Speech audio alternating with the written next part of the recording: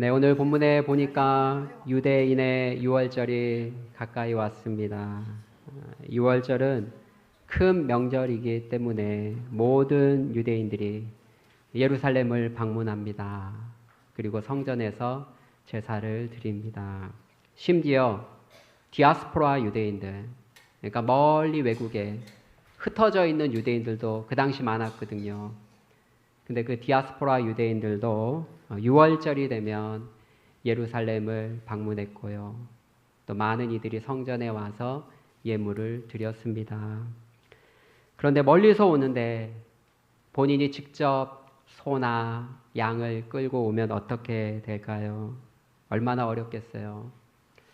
하나님께 예물을 드릴 때는 흠이 없는 가장 좋은 온전한 예물을 드려야 합니다.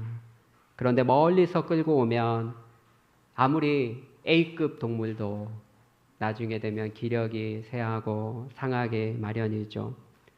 끌고 오는 본인도 대단한 수고가 필요합니다.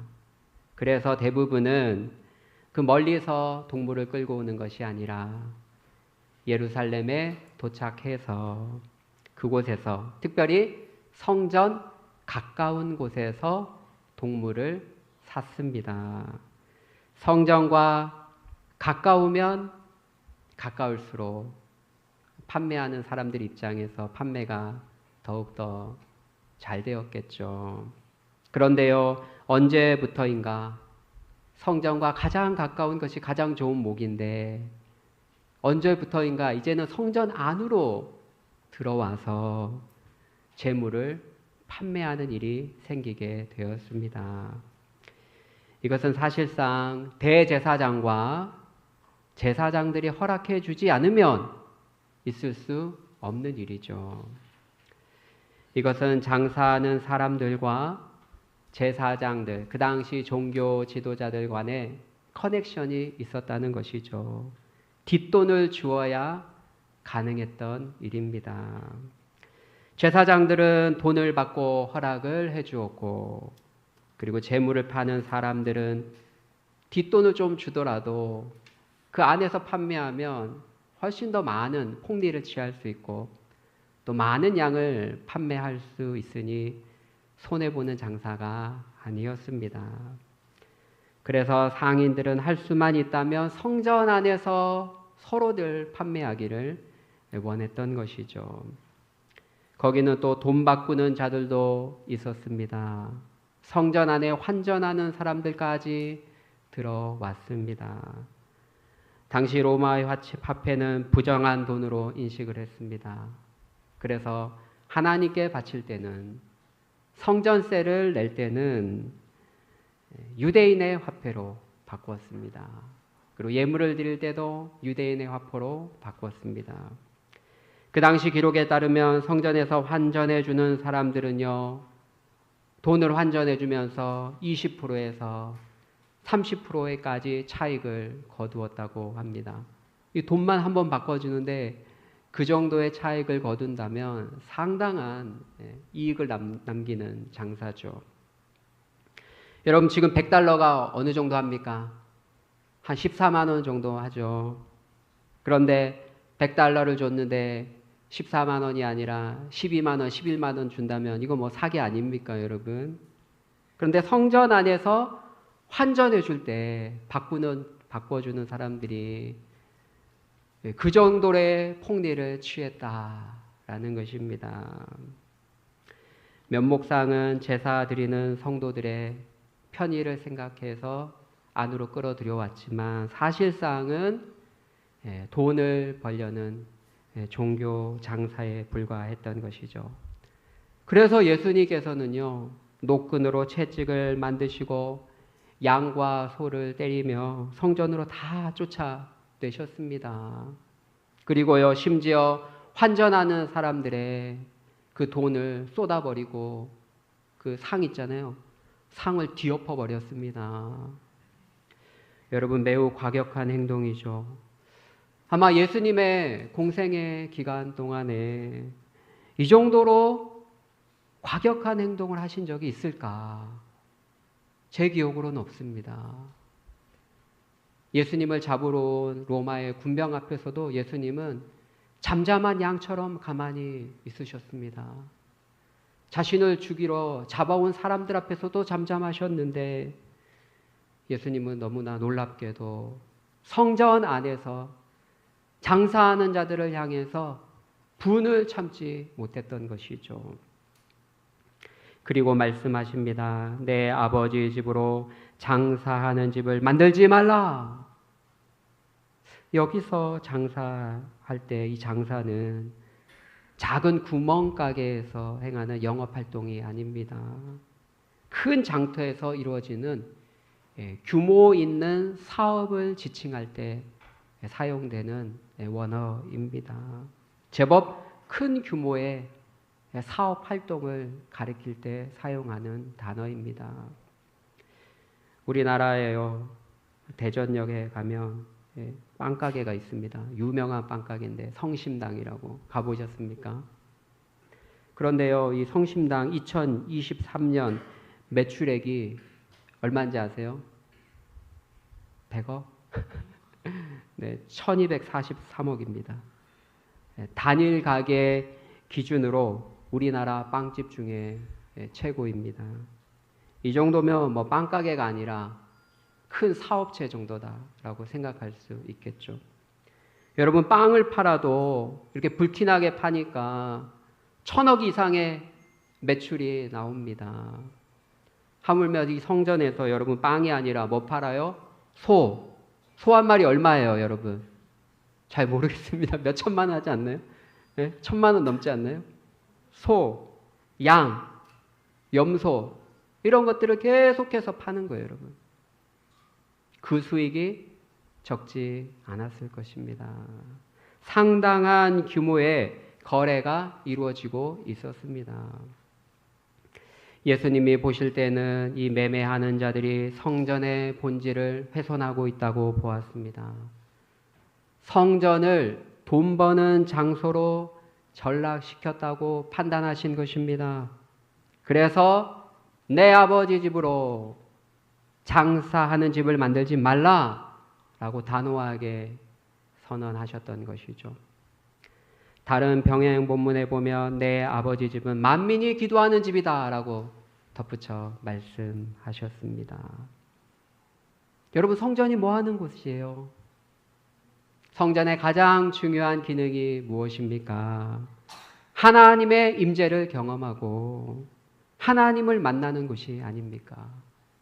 하나님의 말씀을 듣고 또 하나님을 인격적으로 만나고 하나님께 기도하며 하나님의 기도의 응답을 받는 곳이 아니겠습니까? 그런데 그곳에서 환전을 하고 재물을 팔면서 폭리를 취하고 있으니 예수님이 분노하실 수밖에 없었던 것이죠. 무엇보다 이것은 제사장들과의 커넥션 속에서 불법적으로 제사장들이 뒷돈을 받고 허용하고 있었기 때문에 우리 예수님이 다 알고 있었죠.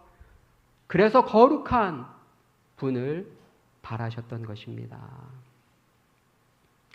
그곳에서 환전해 주는 사람들, 또 당시 소와 양과 비둘기 파는 사람들, 이들이 예수님의 이런 과격한 행동을 보고 얼마나 당황했을까요? 아마 좀 짜증이 났을 거예요. 왜냐하면 그들은 불법적으로 와서 장사하는 것이 아닙니다. 자기 나름에는 계약을 하고 종교 지도자들에게 이미 다 뒷돈을 주고 허락을 받고 장사하는 거예요. 근데 예수님이 갑자기 나타나서 막 상을 뒤엎고 물건 팔아야 되는데 물건들을 다 내쫓고 동물들을, 그러니 얼마나 그들 입장에서는 당황하겠습니까? 여러분들이 어떤 곳에서 자릿세를 내고 그곳에서 장사를 하는데 누군가 와서 막 상을 뒤엎고 방해를 한다고 합시다. 여러분 가만히 있겠습니까? 무엇보다 6월절은 1년 중에 대목 중에 대목입니다, 여러분. 돈을 가장 많이 벌 수 있는 최고의 날입니다. 그런데 그날에 그 대목에 와서 그들 입장에서는 어떤 사람이 와서 깽판을 치고 있으니 이 얼마나 짜증나는 일이겠습니까? 오늘날 시대 같으면 영업 방해입니다. 기물 파손죄입니다. 손해배상 청구를 하면 이길 수 있습니다. 예수님은 세상 물정을 몰라도 너무 모르시는 것 같아요. 성전을 깨끗게 하려는 그분의 열심으로 인해서 종교 지도자들과 상인들 또 많은 사람들에게 미움을 받게 되었습니다. 그래서 본문에 뭐라고 얘기합니까? 주의 전을 사모하는 열심이 나를 삼켰다. 그 말씀이 예수님께 그대로 적용이 된 것이죠. 하나님의 전을 사모하는 그 열심 때문에 그것이 예수님의 마음과 생각을 온통 지배했다는 거예요. 그래서 그것이 결국은 예수님을 위험으로 내몰았다라는 뜻까지 포함되어 있습니다. 유대인들은 예수님의 이런 과격한 행동을 도저히 이해할 수 없었어요. 그래서 묻습니다. 내가 이런 일을 행하니 무슨 표적을 우리에게 보이겠느냐? 야, 네가 이렇게 과감하게 이런 행동을 하는 거 보니까 너가 대단한 사람이냐? 그렇다면 네가 대단한 사람이란 걸 우리한테 한번 입증해봐. 뭐 엘리야 정도 되냐? 엘리사 정도 되냐? 네가 이렇게 과감하게 성전 안에서 이런 행동을 하는데 네가 위대한 사람이라는 걸 우리가 믿을 만한 표적을 한번 보여봐라. 그 얘기 아니겠습니까? 그런데 예수님이 너무나 놀라운 말씀을 하십니다. 어떻게 보면 다소 상황에 맞지 않는 말씀을 하십니다. 예수님이 뭐라고 말씀하십니까? 너희가 이 성전을 헐라. 그러면 내가 사흘 동안 일으키리라. 너희가 이 성전을 헐어버려라. 그러면 내가 하루, 이틀, 4일, 3일 안에 3일 만에 내가 다시 세우겠다. 일으키겠다. 그렇게 선언하고 계십니다. 예수님의 이 말씀은 정말 위험천만한 발언입니다. 여러분, 당시 유대인들이 가장 중요하게 생각하는 것이 두 가지가 있었어요. 유대인들의 종교 생활에 있어서 가장 중요한 것이 이거 건드리면 안 됩니다. 두 가지가 있었는데 그 첫 번째는 율법입니다. 특별히 모세의 율법. 모세의 율법을 폐하거나 모세의 율법에 반하는 행동을 하면 그들은 참지 못합니다. 율법을 중요하게 생각했어요. 두 번째로 중요하게 생각한 것이 바로 성전입니다. 그들은 성전을 매우 귀하게, 중요하게 생각합니다. 그래서 성전 안에서 이루어져야 되는 규례를 어겼다. 그러면 용서하지 않습니다.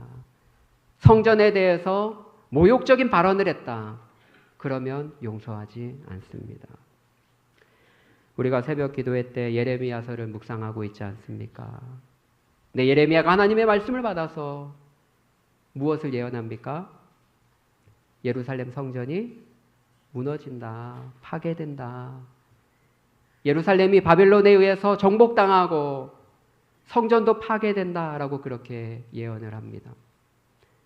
그러니 성전 중심의 신앙생활을 하는 그들이 어찌 그 예언을 기쁘게 받아들일 수 있겠습니까? 성전을 모독하는 발언이죠. 그래서 예레미야를 박해한 것입니다. 그런데 예수님은 아예 너희가 성전을 헐어버려라, 무너뜨려버려라 그렇게 말씀하시니 그들의 입장에서는 정상적으로 수용하기가 어려웠던 말씀입니다. 유대인들이 어이가 없어서 반박을 합니다. 이 성전은 46년 동안 지어졌거늘 내가 3일 동안 일으키겠느냐? 야, 이거 46년 동안 지금 지어지고 있는데 니까짓 게 3일 만에 일으키겠다고? 어이가 없다 야.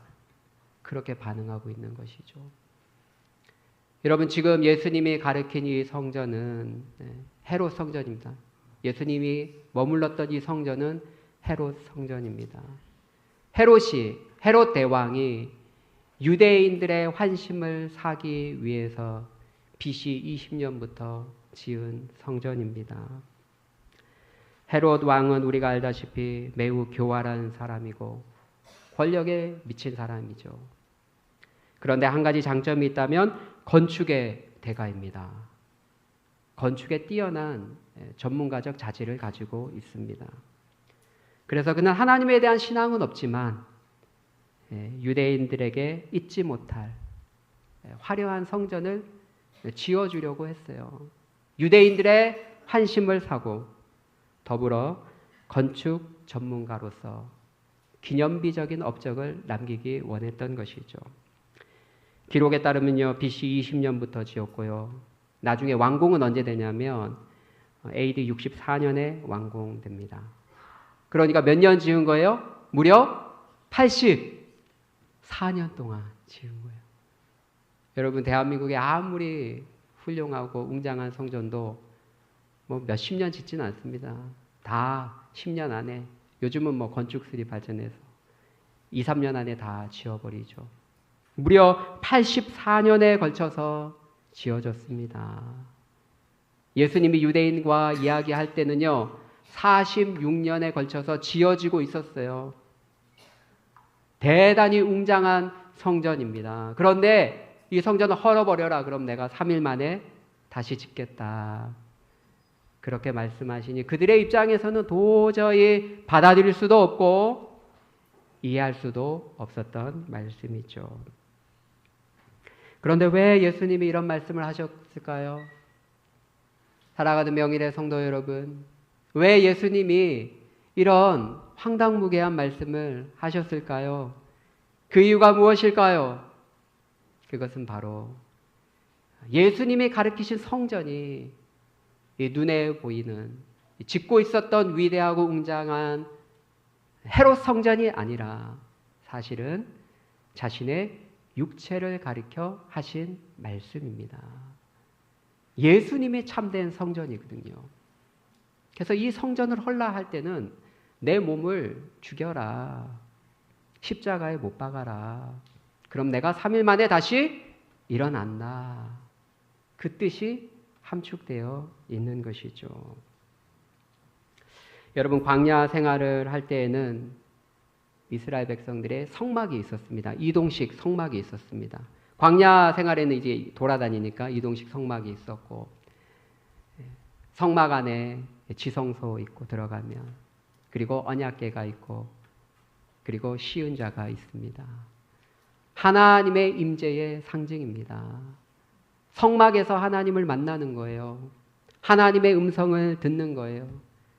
대제사장이 1년에 한 번씩 지성소로 들어가서 하나님을 만납니다. 성막을 중심으로 그들은 하나님과 교제하고 신앙생활을 했습니다. 가나안 땅에 도착해서는 이제 이동식 성막이 아니라 하나님께서 성전을 허락해 주셨어요. 다윗이 너무나 짓고 싶었는데 하나님이 다윗은 피를 많이 흘려서 안 된다. 너는 재료만 준비해라. 결국 누가 짓습니까? 솔로몬이 성전을 짓습니다. 그래서 솔로몬 성전에서 하나님을 만나고 제사하고 하나님께 기도하면 그곳에 하나님의 응답이 있었습니다. 그런데 안타깝게도 그들이 범죄함으로 솔로몬 성전은 BC 586년에 바벨론 침공을 받을 때에 함께 무너졌습니다. 그리고 바벨론 포로로 끌려갔던 자들이 포로로 끌려갔다가 나중에 복귀하잖아요. 1차 수룹바벨을 중심으로 와서 수룹바벨을 중심으로 세워진 초라한 성전이 있었습니다. 수룹바벨 성전이라고 합니다. 그런데 수룹바벨 성전도 헬라 시대를 거치면서 역사 속에 사라졌고, 그리고 로마 시대에 예수님 당시에 헤롯 성전이 지어지고 있었던 것이죠. 역사상 성막과 여러 종류의 성전이 있었지만 사실 이 모든 것은 성경은 말씀하시기를 그림자에 불과하다. 장차 올 어떤 실체에 대한 그림자에 불과하다라고 성경은 말씀하고 있습니다. 성막에서 또 성전 안에서 제사를 지내고 죄사함을 받고 하나님을 만나고 기도하며 응답을 받았는데, 그러나 이 모든 것들은 사실은 그림자에 불과하고 참된 실체, 성전의 참된 실체, 몸이 누구냐? 그것은 바로 예수 그리스도라고 성경은 말씀하고 있습니다.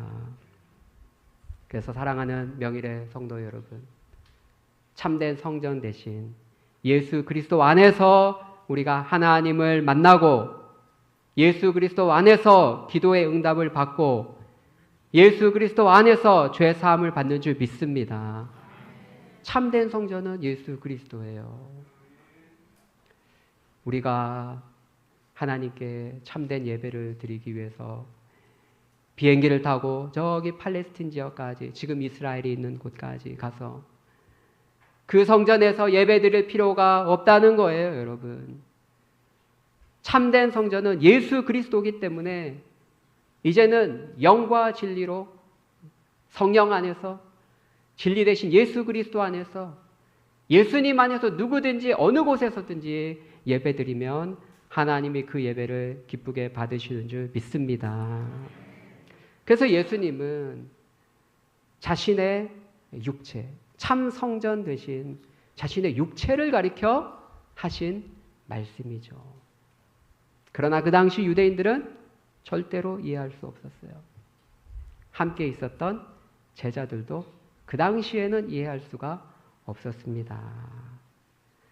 그러나 나중에 예수님이 십자가에 죽으시고 부활하시고 나서 제자들이 그때 비로소 이 말씀의 의미를 깨달았던 것이죠. 성령께서 깨달음을 허락해 주신 것입니다. 사랑하는 명일의 성도 여러분, 영적인 진리는 성령께서 우리의 어두운 눈을 열어주셔야지 보게 되고 알게 되는 줄 믿습니다. 어리석은 자들은 지금 당장 눈에 보이는 현상, 어떤 정치적인 일들, 당장 이 땅에서 일어나는 일에만 관심이 있지만, 그러나 사실 이 땅에서 일어나고 있는 일 그 너머에 영적인 세계, 영적인 세계에 초점을 맞춰서 우리가 이해하고 깨달아야 할 진리들이 있습니다. 근데 그 진리들은 성령께서 깨닫게 해주실 때 비로소 깨달아지는 것이죠. 사실 구약 성경도 다 예수님에 대해서 이야기하는 것 아닙니까? 예수님 뭐라고 말씀하셨어요? 너희가 성경에서 영생을 얻는 줄 생각하고 성경을 상고하거니와 성경은 내게 대해서 증언하는 것이라. 구약의 많은 말씀들이 예수님을 가리키고 성전도 예수님을 가리키고 성전에 있었던 많은 제사 제들도 다 예수님을 가리키는데 성령께서 깨닫게 해주시지 않으면 이 눈이 가리워서 율법의 조문에 가리워서 볼 수가 없다는 거예요. 그래서 유대인들은 깨닫지 못했던 것입니다. 그러나 제자들은 성령의 충만함을 받고 나서 성령께서 비로소 그들의 부지한 마음을 열어주시니 깨달아 알게 되었던 것이죠. 실체가 왔기 때문에 이제 눈에 보이는 성전은 필요 없습니다. 그래서 예루살렘 성전은 무너져야 합니다. 하나님께서 AD 70년에 로마의 티투스 장군을 보내서 완전히 박살내버렸어요. 완전히 박살내버렸습니다. 왜 그렇습니까? 그들의 죄 때문이기도 하지만 그러나 구속사적으로 볼 때 참 성전이신 예수님이 계시기 때문에 이제 눈에 보이는 성전은 필요가 없는 것이죠. 우리가 비행기를 타고 예루살렘까지 가서 예배 드릴 필요가 없다라는 것입니다. 예루살렘에서 예배를 드려야 됩니까? 아니면 저기 그리심산에서 가서 예배를 드려야 됩니까? 수가성 여인이 물었죠. 그때 예수님이 뭐라고 말씀하십니까? 야, 예루살렘도 아니고 그리심산도 아니다. 하나님께 예배하는 자, 하나님이 진짜 예배 받으시는 예배는 영과 진리로 예배 드리는 거다라고 말씀해 주셨습니다. 성령 안에서 진리 대신 예수 그리스도 안에서 누구든지 믿음을 가지고 예배드리면 하나님이 기뻐 받으시는 줄 믿습니다. 이게 진정한 예배예요. 그런데요, 안타깝게도요, 오늘날 교회에 어리석은 자들이 많이 있습니다.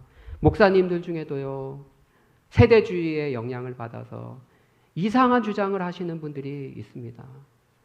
신학을 제대로 하지 않으신 분들 중에 유튜브에서 이상한 얘기하시는 분들이 있어요. 그래서 그들은 뭐라고 얘기합니까? 예루살렘이 회복돼야 된다. 예루살렘 그 성전이 회복돼야 된다. 그리고 그곳에 제사 제도가 다시금 회복돼야 된다. 그래야 마지막 종말이 완성된다. 그런 식으로 이야기를 합니다. 사실상 유대인들이 가지고 있는 시오니즘 사상 아닙니까?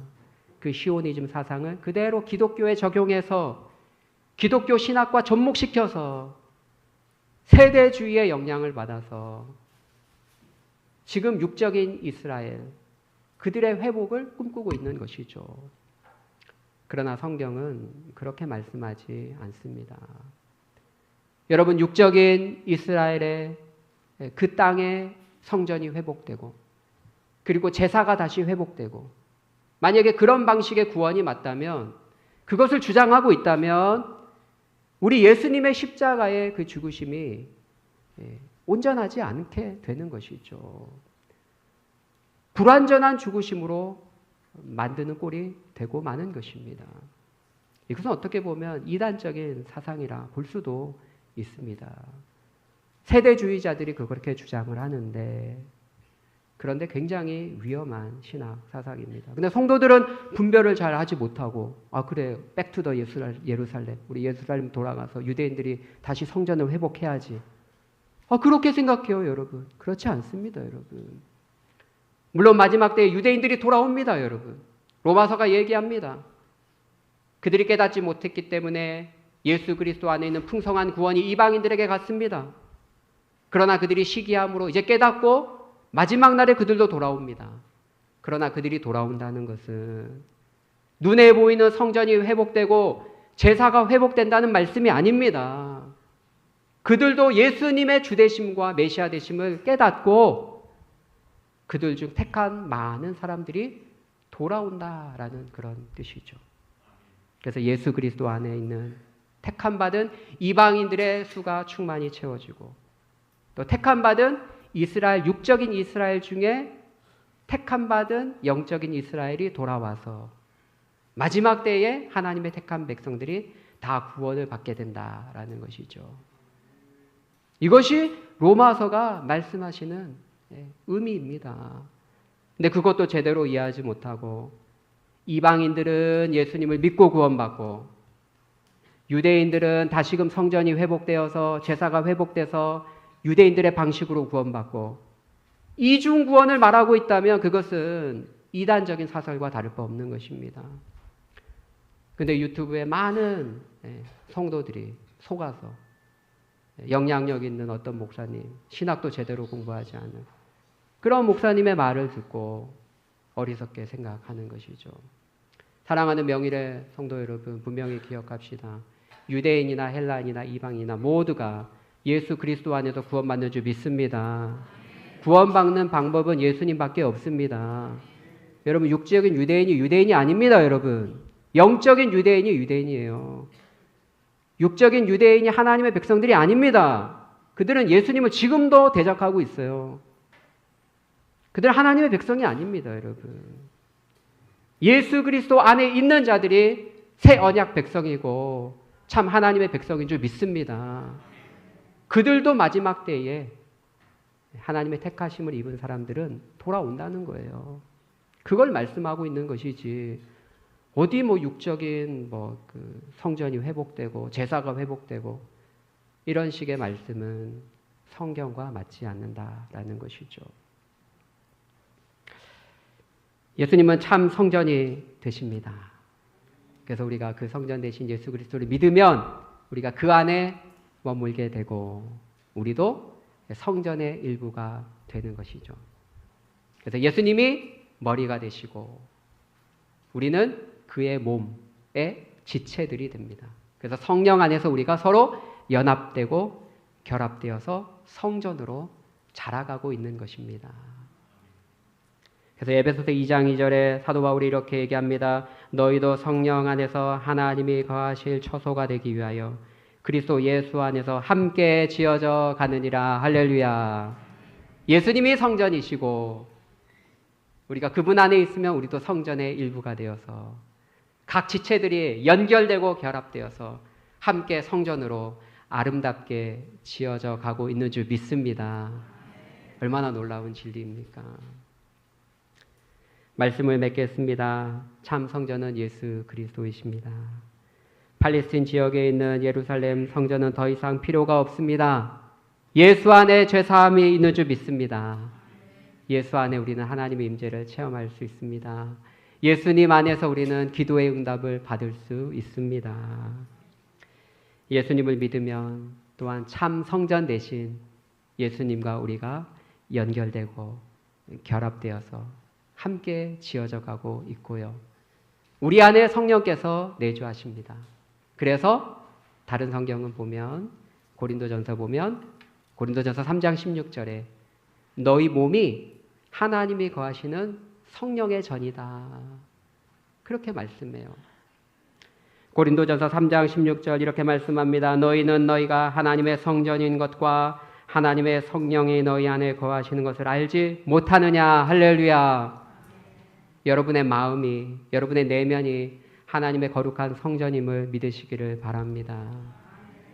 예수님께서 눈에 보이는 예루살렘 성전을 척결하셨다면, 깨끗하게 하셨다면 오늘날 우리가 정말 성전을 깨끗하게 하기 원한다면 지금 여러분이 앉아있는 여기는 예배당이고요.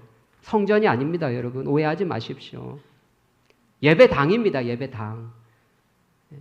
신학적인 의미에서 진정한 성전은 이제 어디예요? 성전은 바로 우리의 내면입니다. 성령에 거하시는 우리가 성전이에요. 여러분 한 사람 한 사람이 성전입니다. 우리가 연합되고 결합되어서 하나님의 성전으로 지어져 가고 있고 우리의 내면이 거룩한 성전이라 주님이 말씀하고 있습니다. 그러하기에 성전된 우리의 내면 더럽고 불결하고 음란한 것들이 있다면 회개하시고 깨끗하게 척결하시기를 소망합니다. 참된 성전 대신 예수님 안에 늘 거하시고요. 그분과 교제하시면서 우리의 내면의 성전을 깨끗하게 하는 믿음의 성도님들 되시기를 예수님의 이름으로 축복합니다.